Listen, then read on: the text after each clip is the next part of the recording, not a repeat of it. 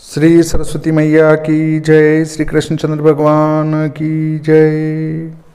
देखिए, गुरु का शिष्य के प्रति क्या कर्तव्य है और शिष्य का गुरु के प्रति क्या कर्तव्य है, आज हम उस पर चर्चा करेंगे। तो देखिए, ये सारा पुराणों के आधार पर बात कही गई है। सारे जो सूत्र हैं वो किसी पुराण से, किसी स्मृति से, किसी योगिक शास्त्र से हैं। बिना प्रमाण के कोई बात नहीं लिखी गई है। वीडियो चल रहा है और इस निशान पर उंगली लगाएंगे तो कोई खर्च नहीं आएगा अलग से। इसको पसंद करना कहते हैं, अंग्रेजी में लाइक कहते हैं। ये नापसंद का निशान है। अगर आपको नहीं जमे तो इस पर भी उंगली लगा सकते हैं, इसको डिसलाइक कहते हैं। यहाँ एक तीर का निशान है, उस पर उंगली लगाएंगे तो कई निशान खुलेंगे। उनमें से डबल आयत, दूरा आयत पर उंगली लगाने से इस वीडियो की लिंक की कॉपी हो जाएगी। बाद में जिसको भेजना चाहें उसको भेज सकते हैं। यहाँ अंग्रेजी में सब्सक्राइब लिखा है, उस पर उंगली लगाएंगे तो एक घंटी का निशान खुलेगा। उस पर उंगली लगाएंगे तो और 3 निशान खुलेंगे। ऊपर वाले निशान को दबा देने से आप इस वीडियो को जैसे ही इधर से अपलोड करेंगे उसकी जानकारी तत्काल मिलेगी। पहला सूत्र कहता है, गुरु को चाहिए कि वह शिष्यों को पुत्र की तरह मानता हुआ और उसकी उन्नति की इच्छा करता हुआ सभी धर्मों में कुछ भी गुप्त न रखते हुए उसे विद्या प्रदान करे। ये आपस्तंभ धर्म सूत्र में कहा गया है, पुत्रमिवे न मनुकांक्षयन् सर्वधर्मेष्व न पश्चादयमानः सुयुक्तो विद्यां ग्राह्येत। दूसरा सूत्र कहता है, गुरु आपत्ति काल के सिवाय अन्य समय में शिष्य के अध्ययन में विघ्न पहुंचाकर उसे अपने किसी कार्य में न लगावे। शिष्य को जो है अपने किसी कार्य में न लगावे, सिर्फ उससे अध्ययन का कार्य ही कराना चाहिए। ये दूसरा सूत्र आपस्तंभ धर्म सूत्र में कहा है, न चेन मध्य न विघ्नेन आत्मार्थे पुरुष रुन्ध्यादनापत्सु। तीसरा सूत्र कहता है, गुरु को बहुत विचार करके ही किसी को शिष्य बनाना चाहिए, अन्यथा शिष्य के दोष के कारण गुरु नरक में जा सकता है। शिष्य भी आदर्श हो, अन्यथा जिसको शिष्य बनाया है उसके पाप भी उसके ऊपर आते हैं, गुरु पर। इसलिए बहुत अच्छा सोच विचार कर ही शिष्य बनाएं। परंतु आजकल तो एक ढर्रा चला हुआ है, सबको गुरु मंत्र दिया जा रहा है और बहुत सारे शिष्य बनाए जा रहे हैं। कोई कहता है मेरे 10,000 शिष्य हैं, कोई कहता है मेरे 1,000 शिष्य हैं, कोई कहता है मेरे 1,00,000 शिष्य हैं। अरे भाइयों, आपने शिष्य तो बना लिए पर उनको परखे बिना शिष्य बनाया है, तो उनके पाप को भी आपको ओढ़ना पड़ेगा।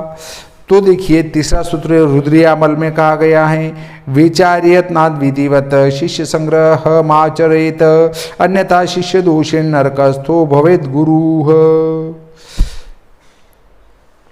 चौथा सूत्र है, जिस प्रकार मंत्री का पाप राजा को, स्त्री का पाप पति को प्राप्त होता है, उसी प्रकार निश्चय ही शिष्य का पाप गुरु को प्राप्त होता है।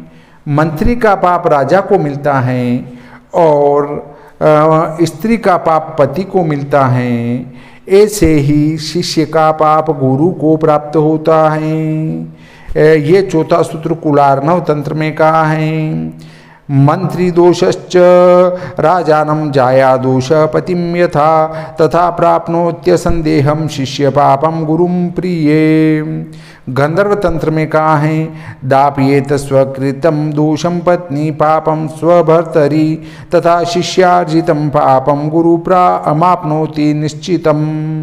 स्कंद पुराण में कहा है, आमात्य दोषो राजानं जाया दोष पतिं यथा तथा शिष्यकृतो दोषो गुरुं प्राप्नोत्य संशयम्। पांचवा सूत्र है, भ्रूण हत्या करने वाला अपना अन्न खाने वाले को, व्यभिचारिणी स्त्री पति को, शिष्य गुरु को, यजमान गुरु को और चोर राजा को अपना अपना पाप दे देता है। और भ्रूण हत्या करने वाला अपने अन्न खाने वाले को, जैसे किसी ने भ्रूण की हत्या करी है, उसके यहाँ पर कोई जाकर भोजन करेगा तो वो भोजन करने वाला उस भ्रूण हत्या करने वाले का पाप ले जाएगा। इसी प्रकार व्यभिचारिणी स्त्री का पाप पति को प्राप्त होता है, शिष्य का पाप गुरु को, यजमान का पाप गुरु को, और चोर राजा को अपना अपना पाप दे देते हैं। 5वां सूत्र मनुस्मृति में कहा गया है, अन्नादे भ्रूणः माष्टिपत्योपा भार्यापचारिणी गुरो शिष्यश्च याज्यश्च स्तेनो राजनी किल्बिषम। 6वां सूत्र कहता है, एकमात्र पति ही स्त्रियों का गुरु है, अतः स्त्री को पति के सिवाय किसी को भी गुरु नहीं बनाना चाहिए। पति का एकमात्र गुरु पति होता है, उसको अन्य किसी को गुरु बनाने की आवश्यकता नहीं है। और जो पति का गुरु है वही पत्नी का भी गुरु होता है। अलग से जो महिलाएं गुरु बनाती फिरती है वो सब कुछ गलत हैं, उसको अपने पति पर ही विश्वास रखना चाहिए। ओशन स्मृति पद्म पुराण कुर्म पुराण में ये सूत्र का है, पति रेको गुरु स्त्री नाम। वृद्ध गौतम और ब्रह्म पुराण में कहा है, पति रेव गुरु स्त्री नाम। 7वां सूत्र है, शिष्य को गुरु के साथ एक आसन पर नहीं बैठना चाहिए, परंतु वह बैलगाड़ी, घोड़ा गाड़ी, ऊंट गाड़ी, महल की छत, कुश की चटाई, शिलाखंड तथा नाव पर गुरु के साथ समान आसन पर बैठ सकता है। शिष्य को गुरु के साथ एक आसन पर कभी नहीं बैठना चाहिए।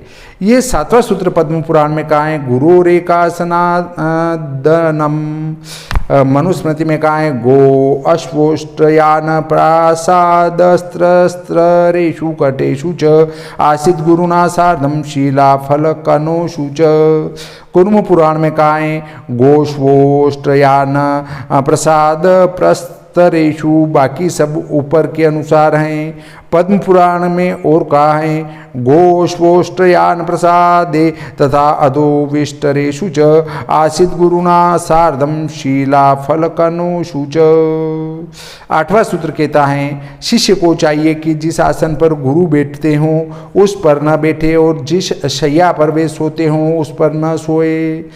शिष्य को भी चाहिए कि जिस आसन पर गुरु बैठता हो उस पर कभी न बैठें, और जिस शैया पर गुरु बैठते हों सोते हों उस पर न सोए न बैठे। देखिए, आपस्तंभ धर्म सूत्र में ये कहा है, शय्यासने चा अचरिते ना विषेत। 9वां सूत्र कहता है, गुरु के सामने किसी वस्तु का सहारा लगाकर अथवा पैरों को फैलाकर नहीं बैठना चाहिए। जैसे किसी का सहारा लगाकर ऐसे बैठे हैं या फिर पैर लंबे चौड़े करके बैठे हैं, तो ऐसा गुरु के सामने नहीं बैठना चाहिए। गुरु के सामने व्यवस्थित और एक चित्त होकर बैठना चाहिए। ये 9वां सूत्र का है आपस्तंभ धर्म सूत्र में। अनपाशितो अन्यत्र, आपस्तंभ धर्म सूत्र और सुश्रुत संहिता में और भी कहा है, न पर्यंकी कावष्टंभ पाद प्रसारणानि गुरु सन्निधो कुर्यात न चैनम भी प्रसारित। 10वां सूत्र कहता है, शिष्य को चाहिए कि वह गुरु की अपेक्षा अपने अन्न वस्त्र तथा वेश को हीन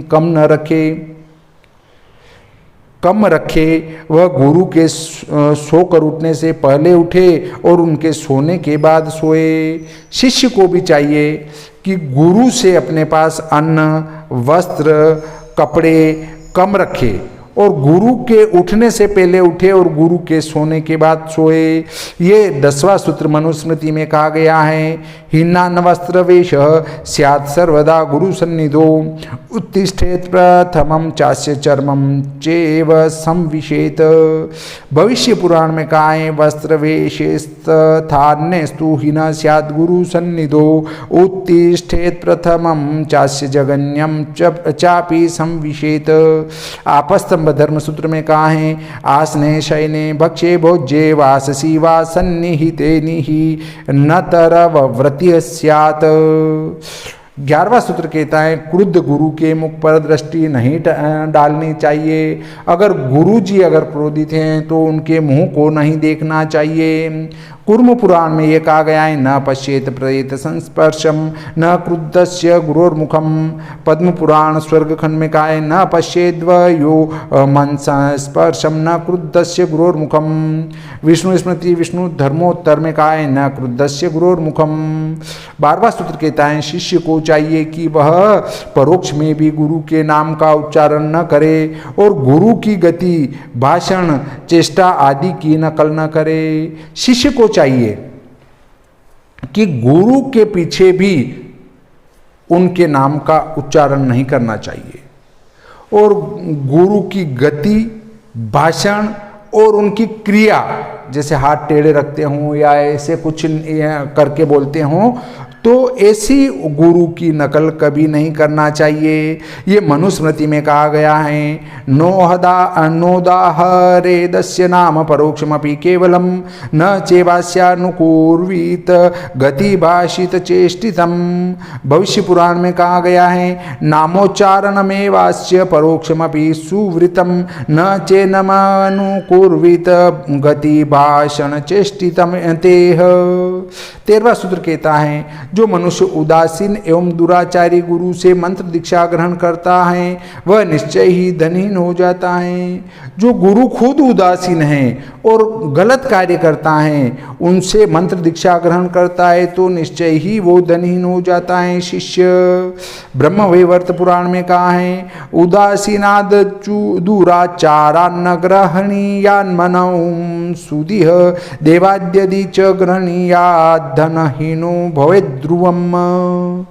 देखिए इसका अर्थ ये है कि शिष्य का पाप गुरु लेता है और गुरु का पाप शिष्य ले लेता है। अगर गुरु दुराचारी है तो शिष्य भी धनहीन हो जाएगा क्योंकि वह भी गुरु के पाप को ग्रहण करता है। इसलिए हर किसी को गुरु नहीं बनाना चाहिए जहाँ तक अच्छी प्रकार से उसका खोज नहीं कर ली जाए। 14वां सूत्र कहता है जो दुष्ट संकल्प वाले निषिद्ध दुराचारी गुरु का शिष्य बनता है उसे महाप्रलय पर्यंत पुनः मनुष्य शरीर नहीं मिलता। जो गलत कार्य करने वाले गुरु का शिष्य बनता है उसको प्रलय होने तक मनुष्य का शरीर नहीं मिलता है। इसलिए किसी को भी गुरु बनाए तो अच्छी प्रकार से उसकी परीक्षा करके ही गुरु बनाए। ये गुरु गीता में कहा है निषिद्ध गुरु शिष्यस्तु दुष्ट संकल्प दूषित ब्रह्म प्रलय पर्यंतम न पुनर्याति मर्त्यताम। 15वां सूत्र कहता है यदि गुरु भी घमंड में आकर कर्तव्य और अकर्तव्य का ज्ञान खो बैठे और गलत रास्ते पर चलने लगे तो उसका त्याग कर देना चाहिए। गुरु अगर घमंड में आ जाता है कर्तव्य अकर्तव्य का ज्ञान उसमें नहीं रहता है और वो गलत रास्ते पर चलने लगे तो ऐसे गुरु को छोड़ देना ही उचित कहा गया है। महाभारत के उद्योग पर्व में कहा गया है देखिए द्रोणाचार्य जी ने पांडवों ने द्रोणाचार्य जी से शिक्षा ली परंतु गुरुजी जब अधर्म के साथ बंध गए तो उन्हीं पांडवों ने उन गुरुदेव का वध कर दिया क्योंकि वो अधर्म पर चल रहे थे। देखिए महाभारत के उद्योग पर में कहा है गुरुरप्यवलीप्तस्य कार्यमज्जानतः उत्पथ प्रतिप्रपन्नस्य परित्यागो विधीयते। महाभारत में और भी कहा है उत्पथ प्रतिपन्नस्य न्यायम् भवति शासनम। महाभारत के शांति पर्व में और भी कहा है उत्पथ प्रतिपन्नस्य दंडो भवति शाश्वतः। महाभारत के शांति पर्व में और भी कहा है उत्पथम प्रतिपन्नस्य दंडो भवति शासनम। वाल्मीकि ने कहा है उत्पथम प्रतिपन्नस्य कार्यम भवति शासनम। पद्म पुराण के स्वर्ग खंड में कहा है उत्पथम प्रतिपन्नस्य मनुस्त्यागमथा ब्रवीत। अब हमारा 16वां सूत्र आता है ज्ञान रहित, मिथ्यावादी और भ्रम पैदा करने वाले ठग गुरु का त्याग कर देना चाहिए, क्योंकि जो खुद शांति नहीं प्राप्त कर सका वह दूसरों को शांति कैसे देगा। ये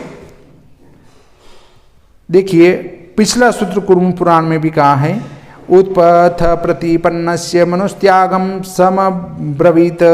स्कंद पुराण में उत्पथे वर्तमानस्य परित्यागो विधीयते। गुरु गीता सिद्धांत संग्रह में 16वां सूत्र कहा है, ज्ञानिनो गुरुस्त्याज्यो मिथ्यावादी विनम्बकः स्वविश्रांतिम न जानाति पर शांतिम करोति किम। अर्थात गुरु झूठ बोलने वाला हो, ज्ञान रहित हो, भ्रम पैदा करने वाला हो। देखो मैं तुम्हारे ऐसा कर दूंगा, मैं ऐसा कर सकता हूँ, मैं ऐसा मंत्र का जानकार हूँ, तो ऐसा भ्रम पैदा करने वाला, मैं ये आसमान से तारे उतार सकता हूँ, मैं धन मंत्र की शक्ति से धन पैदा कर सकता हूँ, तो ऐसे भ्रम पैदा करने वाले मिथ्यावादी और ज्ञान रहित गुरु का त्याग कर देना चाहिए, क्योंकि जो खुद ही शांति प्राप्त नहीं कर सकता है तो वो दूसरे को शांति कैसे देगा। 17वां सूत्र कहता है, जिसके पास 1 वर्ष तक रहने पर भी शिष्य को थोड़े से भी आनंद और प्रबोध की उपलब्धि न हो, वह शिष्य उसे छोड़कर दूसरे गुरु का आश्रय ले। मतलब 1 वर्ष तक आप किसी गुरु के सानिध्य में हैं, गुरु के पास हैं, और वो गुरु जी आपको कुछ भी ज्ञान नहीं दे पा रहे हैं, अर्थात वो आपको कुछ भी नहीं सिखा पा रहे हैं या सिखाना नहीं चाहते हैं, तो ऐसे गुरु का आश्रय छोड़कर दूसरे गुरु को ग्रहण कर लेना चाहिए। ये सूत्र कहा है शिव पुराण में, यात्रानंद प्रबोधो वा नाल्पमप्युपलभ्यते वत्सरादपि विशिष्येण सो अन्यम गुरु मुपाश्रयेत। इस प्रकार जो है हमारा ये गुरु शिष्य के व्यवहार का प्रकरण संपूर्ण होता है। आगे हम जो प्रकरण लेंगे वो भूमि के प्रति व्यवहार पर हम चर्चा करेंगे। तो आज इतना ही यहीं समाप्त करते हैं। श्री सरस्वती मैया की जय, श्री कृष्णचंद्र भगवान की जय।